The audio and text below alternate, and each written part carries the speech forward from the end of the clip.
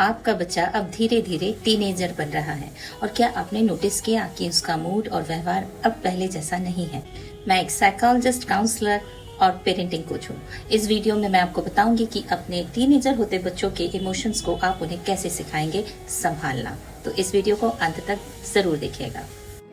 मुझसे अक्सर टीनेजर बच्चों की मम्मियाँ कहती हैं कि वो बात बात पर चिढ़ जाता है, ढंग से जवाब नहीं देता, हर छोटी से छोटी बात पर अपसेट हो जाता है, हमेशा अपना कंपैरिजन दूसरों से करता रहता है और कभी खुद को ही बेकार समझने लगता है। इंस्टाग्राम स्क्रॉल करते करते इतना ज्यादा जेलस से भर जाता है कि उसका गुस्सा 7वें आसमान पर होता है। हाँ, ऐसा होता है। क्यों होता है, देखते हैं। टीन एज वो दौर है जहाँ पर बच्चा खुद को खोज रहा होता है और इस दौरान उसके दिल और दिमाग में एक तूफान चल रहा होता है। अब कुछ नए इमोशंस उसकी जिंदगी में एंट्री ले रहे हैं, जैसे कि jealousy, comparison, anxiety, embarrassment, fear और कंफ्यूजन।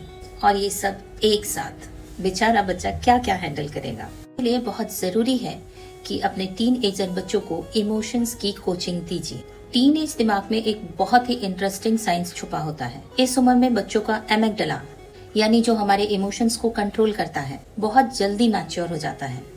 लेकिन जो हिस्सा सोच समझ कर फैसले लेता है, यानी कि प्री फ्रंटल कॉर्टेक्स, वो धीरे धीरे मैच्योर होता है। और यही कारण है कि बच्चे पहले महसूस करते हैं, फिर चीजों को समझते हैं। डेवलपमेंटल न्यूरोसाइंस स्टडीज बताती है कि इन्हीं वजहों के कारण टीनेजर बहुत छोटी छोटी बातों में और बहुत ज्यादा जल्दी से हर्ट हो जाते हैं। वो किसी भी बात को दिल पर ले लेते हैं, बहुत जल्दी ही गुस्से में आ जाते हैं, जेलसी करने लगते हैं और डर से भी भर जाते हैं, क्योंकि उनका दिमाग इमोशंस को बहुत जल्दी पकड़ लेता है। लेकिन इमोशन को बैलेंस करने वाली जो चीज है वो थोड़ा पीछे चल रही है, यानी प्री फ्रंटल कॉर्टेक्स। इस उम्र में बहुत जरूरी है कि पहले आप बच्चे को एक इमोशनल वोकैबुलरी दें। और साइकोलॉजी भी ये बात कहती है कि अगर आप इमोशंस की अर्ली कोचिंग बच्चे को देते हैं तो इससे उसके ब्रेन पर असर पड़ता है और वो अपनी भावनाओं को समझकर, नाम देकर ढंग से रेगुलेट करना सीखता है। इस उम्र में जेलसी एक बहुत कॉमन फीलिंग है। अगर बच्चा कहता है कि मुझे जेलसी फील हो रही है क्योंकि मेरा फ्रेंड कोई बहुत अच्छा एकेडमिक में कर रहा है, कोई स्पोर्ट्स में बहुत अच्छा है, तो आप उससे बोलिए हाँ मैं समझता हूँ, जेलसी फील करना एक्चुअली बहुत ही नॉर्मल बात है, चलो इसके बारे में बात करते हैं।